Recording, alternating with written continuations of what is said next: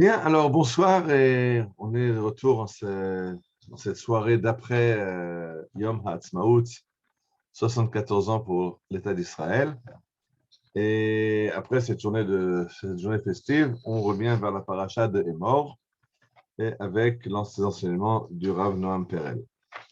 Alors la Torah nous enseigne cette semaine dans la paracha de Emor, dans le chapitre 22 au verset 26, Shor o kesef o ez ki valet, quand tu auras un taureau ou une brebis ou une chèvre qui enfantera. Pendant 7 jours, le bébé reste avec sa mère. À partir du 8e jour, il est apte à être offert à Dieu en offrande. Alors, le Midrash nous dit quelque chose qu'apparemment, a priori, le rapport n'est pas évident. Le Midrash nous raconte la chose suivante. Il raconte une histoire qui se trouve aussi d'ailleurs dans le Midrash du livre de Bereshit, dans la Genèse. Amar Rabbi Berechia, Rabbi Chelbo, Rabbi Shimon Bar Yochai, Beshem Rabbi Meir. Donc il y a toute une lignée de Chachamim qui ont donné cet enseignement. Melamed Sheher'a Kadosh Baruch Hu le Yaakov Sarah shel Bavel Olev Yored, shel Madai Olev Yored, shel Yavan Olev Yored, ve shel Edom Olev Yored. Alors, ça nous ramène au fameux songe de Jacob. Jacob qui était en train de quitter le pays d'Israël, puisqu'il s'enfuit devant Esav, Ésaü, son frère, qui cherche à le tuer. Et la nuit, il a ce songe avec elle, dans lequel, dans ce rêve prophétique, il voit une échelle qui joint la terre aux cieux et des anges célestes qui montent et qui descendent de cette échelle. Et voilà, le Midrash nous propose une explication de ce qu'est ce songe de Yaakov. En fait, ce qu'il a vu, c'est Dieu lui a montré les sarim des nations. C'est-à-dire que chaque nation a un sar, un prince céleste, c'est-à-dire que elle a en fait il y a le génie des nations. Chaque nation a sa personnalité représentée au ciel. Les nations, c'est pas par hasard. C'est Dieu qui a créé, qui a divisé la terre en peuples. On se rappelle la tour de Babel, où Dieu a suscité les différentes nations. D'après les Chachamim, on a 70 nations dans le monde. Ce n'est pas les États actuels à l'ONU, il y en a près de 200, mais il y a 70 façons d'être homme sur Terre, et chacune a son sar, chacune a son représentant céleste. Et alors, nous dit le texte, alors Dieu a montré à Jacob, voilà le sar de Babel, voilà le prince tutélaire de la Babylonie qui monte sur l'échelle, mais qui en descend. Et après, Dieu lui a montré le prince de la Médie, les Perses et les Mèdes, qui montent et qui descendent. Et après, c'était les Grecs qui montent et qui descendent. Et après, Édom, Rome, qui monte et qui descend. Et Dieu dit à Jacob, ben, c'est ton tour, monte aussi. Il dit, non, mais un instant, ils ont tous dégringolé, là. Ils sont montés sur l'échelle et après ils sont tombés. Peut-être qu'il va m'arriver la même chose. Amar Yaakov, Nitiare Yaakov Avinu. Yaakov, notre père, a eu peur. Amar Shema, Chaz v'chalila, Keshem, Shele Elu Yerida Afliken. De la même façon qu'eux ont dégringolé de l'échelle, moi aussi, si je monte, je dégringolerai. Amar Lo Kadosh Baruch Hu, Vata Altira. Toi, n'aie pas peur. Si tu montes sur cette échelle, toi, tu ne descendras pas. Le texte est terrible parce qu'il continue Lo Heimin Velo Allah. Jacob a eu trop peur. Il n'est pas grimpé sur l'échelle. Il est resté au bas de l'échelle. Amar Rabbi Berachia, Rabbi Chelbo, Beshem Rishon Bar Yochai, Rabbi Meir Aya Doresh. Chosot, je ne vais pas lire maintenant les versets un peu compliqués, mais ils disent, c'est un verset en disant que ça s'applique à Jacob qui a eu peur et n'est pas monté sur l'échelle. Amarlo Akadosh Baruch Hu, Ilu Hemanta Valita Od Lo Yarata. Si tu avais eu confiance et tu étais grimpé à cette échelle, tu ne serais plus descendu. Maintenant que tu n'as pas eu confiance et tu n'es pas monté, tes enfants seront asservis par les 4 royaumes. Les 4 royaumes sont effectivement la Babylonie, Nabucodonosor, les Perses et les Mèdes, c'est l'histoire de Purim avec Assuérus, Xerxès. Les Grecs, c'est l'histoire de Hanouka, et Rome, c'est l'exil dont on est sorti aujourd'hui, le 5 Iyar, il y a 74 ans. Et donc, ces 4 nations, ces 4 empires qui asservissent Israël, dit ce Midrash, c'est la punition de Jacob qui a eu peur de monter sur l'échelle, parce que eux montent, eux ont leur heure de gloire, mais après disparaissent de la scène de l'histoire. Et Dieu avait dit à Jacob, toi, si tu montes sur la scène de l'histoire, tu ne descendras plus. Mais Jacob a eu peur, et dit, si ces grands empires ne tiennent pas, comment moi, je vais pouvoir tenir au sommet? Be'ota sha'a nitiare Yaakov. Et Yaakov a eu très peur. Et du coup, alors maintenant, la punition va être que mes enfants vont être asservis par les 4 empires. Peut-être qu'on ne tiendra vraiment pas le coup. Si j'avais peur de monter parce que j'avais peur de dégringoler, là maintenant, on est foutu complètement. On est toujours, on est non seulement au bas de l'échelle, mais en plus, on est piétiné par les nations. On ne va jamais s'en sortir. Amar lo HaKadosh Baruch Hu, al techat Israël, qu'il est ni Moshiacha merachok, n'aie pas peur, parce que tes enfants seront asservis par les 4 empires, en punition du fait que tu ne sois pas monté, en conséquence du fait que tu ne sois pas monté, mais viendra la Géoula et tu auras ton heure où tu monteras et tu ne descendras plus. C'est juste un différé de l'histoire. Ça, c'est le Midrash. Là-dessus vient le Rav Noam Perel. Il nous explique la vie nous propose énormément d'opportunités. Il y a toutes sortes d'opportunités, des opportunités économiques, qu'on a l'occasion de trouver un bon job ou de réussir financièrement. Il y a des opportunités personnelles, de trouver un conjoint adapté ou de pouvoir,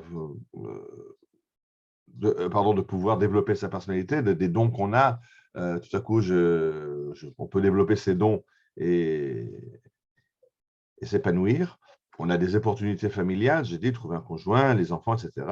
On a des opportunités publiques, nationales. Et il y a toujours un problème, est-ce qu'on va saisir l'opportunité ou est-ce qu'on en a trop peur et on préfère rester dans le train-train qu'on connaît. On préfère rester dans notre bulle. Jusqu'à présent, j'ai vu que comme ça, c'était pas génial, mais je me débrouille. Si j'essaie de grimper un peu trop haut, je risque de dégringoler. Alors, il vaut mieux s'abstenir. Il vaut mieux s'abstenir. S'abstenir, pardon. Excusez mon français. Il vaut mieux s'abstenir. On dit le Rav Noam Perel, ce que la Torah nous demande, c'est d'être à l'écoute de ces opportunités et de voir dans ces opportunités pas le fait que tout à coup s'ouvre à nous une opportunité, mais que Dieu suscite cette opportunité pour qu'on avance, pour qu'on progresse, pour qu'on s'élève. Et quand on refuse de saisir cette opportunité, on se met en danger. Parce que si Dieu a un projet et qu'il nous tend une perche pour qu'on prenne la perche et qu'on grimpe, et que nous, on laisse la perche, on laisse la main tendue de Dieu, tendue dans le vide, alors il y a des conséquences. Yaakov, Dieu lui a proposé de monter sur l'échelle, de prendre sa place parmi les nations et d'être au sommet de l'échelle. Et Yaakov a refusé. Donc dit Dieu, si tu ne veux pas monter sur l'échelle, mais tu seras au pied de l'échelle et piétiné par les autres. Parce que c'est très dangereux de refuser les opportunités.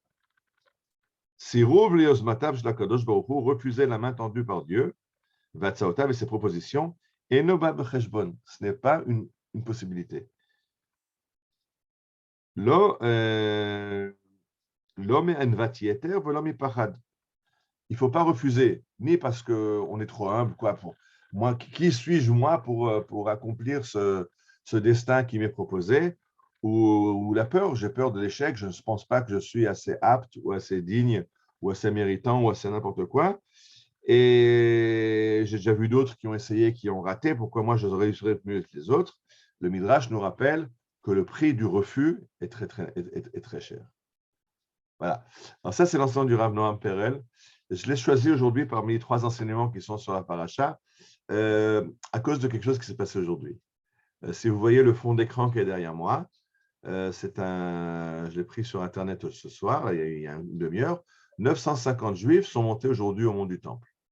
Alors, effectivement, si vous êtes au courant, il y a un problème. Le mont du Temple, qui était l'endroit le plus important pour le peuple juif, c'est là-bas qu'était le temple de Salomon, le premier temple, ensuite le second temple. Israël étant en exil, les musulmans y ont construit un bâtiment qui s'appelle le Dôme du Rocher et à côté une mosquée qui s'appelle l'Aqsa. Et en 67, quand Israël revient à Jérusalem et au mont du Temple, l'imam de la mosquée était sûr que c'est bon, maintenant c'est juif, c'est nous qui sommes là. Et le gouvernement israélien avait dit non, non, nous, on s'intéresse au kotel, on a l'habitude de prier au kotel en bas du mur, peut-être du mur occidental, ce mur qu'en français on appelle le mur de lamentation, mais c'est plus du tout adapté aujourd'hui. En Israël, on appelle le mur occidental, à kotel Ma'aravi. Et on a oublié en fait que le but, c'est d'arriver sur la montagne. Isaïe nous a dit qu'à la fin des temps historiques, les nations diront à Israël, le chouv na'aleh el har Adonai el bet Elohei Yaakov, venons et montons vers la montagne de l'Éternel, vers la maison du Dieu de Jacob, et on écoutera ce qu'il dira et on suivra ses voies, qui mitzion etc., parce que c'est de Tzion que sort la Torah. Alors, ce verset qui est dans Isaïe comme l'apothéose, l'aboutissement de la délivrance d'Israël, on l'a un peu mis de côté. Alors, on a eu, pendant de nombreuses années, le sionisme avait un programme. D'abord, on a voulu assécher les marécages. Il fallait acheter des terrains pour pouvoir s'installer en Israël, les Juifs qui revenaient. Et on a reçu que des terrains de mauvaise qualité, puisque les bons, ils ne pouvaient pas les vendre. Donc, on a acheté les marécages et il a fallu assécher les marécages.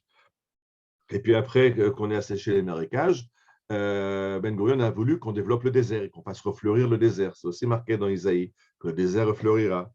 Et puis après la guerre de 67, on s'est retrouvé en Judée-Samarie. Alors on a dit, c'est le moment, il faut repeupler la Judée-Samarie, les fameuses implantations et la politique de repeupler. Et puis maintenant, les dernières années, on n'a plus de programme. Qu'est-ce qu'on veut de plus? Où est le prochain stade du sionisme? Des fois, quand on entend nos dirigeants, on a l'impression que la mission du sionisme, c'est de créer un État palestinien. Ça pose un peu des problèmes, mais on n'a plus tellement trouvé où est la suite de l'histoire. Alors, il y a des gens qui veulent monter au mont du Temple, mais là, beaucoup de gouvernements ont mis un frein à cette montée. Et aujourd'hui, on a entendu de façon très, très forte les deux courants qui s'opposent au fait que des Juifs montent au mont du Temple. Les Haredim, les Juifs ultra-orthodoxes, qui disent que c'est interdit par la Torah, et en plus, ça énerve les nations, ça risque de créer une guerre. Et la gauche israélienne, qui dit d'une autre façon, mais dit la même chose, elle dit c'est des cinglés qui vont déclencher une guerre mondiale. Alors que non, quand on prie chaque jour, chaque matin à la prière, on lit Shirataya, on lit le cantique de la mer Rouge. Quand on sort d'Égypte, la suite du programme, c'est tu les amènes et tu les installes sur ta montagne. Donc c'est la suite du programme. Et aujourd'hui, il s'est passé quelque chose parce que c'est la première fois, et pour des raisons politiques, mais je ne rentre pas maintenant dans la politique, je veux me cantonner aux faits. C'est la première fois que le gouvernement israélien a permis à un grand nombre de Juifs de monter au mont du Temple. Les Juifs ont répondu à l'appel. Il y a eu 950 personnes qui sont montées, qui ont prié au mont du Temple, qui est l'endroit de la prière par excellence, puisque le Temple était la maison de prière et sera la maison de prière. Et je dis c'était incroyable parce que c'est la première fois où on a plus de Juifs qui ont prié sur la montagne que de Juifs qui ont prié au kotel en bas. Alors là, c'est un réveil parce qu'en fait, c'est ça. L'endroit, c'est l'opportunité. Dieu suscite une opportunité. Est-ce qu'on la prend au vol? Est-ce qu'on répond à l'appel? Voilà, le gouvernement est d'accord de permettre ce qui n'a pas permis depuis 1967. Est-ce que les gens seront présents pour répondre oui? La réponse était oui. En 1950, ce n'est pas encore 2000 ni 10 000. On aurait préféré que ce soit 10 000 ou 100 000. Au Ramadan, il y avait 200 000 musulmans sur la montagne, donc on est encore loin du compte. 950, il faut encore qu'on multiplie par 200. Mais on est sur cette voie ascendante, et c'est ce que dit la paracha, que quand il y a des opportunités, il faut les saisir et on avance. Si les opportunités sont proposées mais qu'on les refuse, alors en général, le prix à payer est très cher. Alors, en ce Yom Ha'atzmaut, on espère que d'être sur cette pente ascendante qui nous ramène en Israël et qui fait monter et rayonner cet État de plus en plus, je pense que c'est pas besoin de faire une étude de texte, il suffit d'ouvrir le journal pour voir comment Israël est une réussite en 74 ans. Et pour nos amis qui nous regardent de France et qui n'arrêtent pas de se rappeler l'euro à 5 shekels 80, alors qu'aujourd'hui le shekel est à 3, l'euro est à 3,40 et que le shekel est une des monnaies les plus fortes du monde. Alors en plus de cette réussite du retour du peuple juif, il y a aussi une réussite économique, une réussite technologique et beaucoup de réussite. On espère que cette avancée du retour pour prier à l'endroit de la prière, à l'endroit du rencontre avec Dieu, qui est la montagne du Temple, va dans cette même optique de cette pente ascendante que le peuple juif remonte depuis 74 ans. Voilà, Chag Sameach.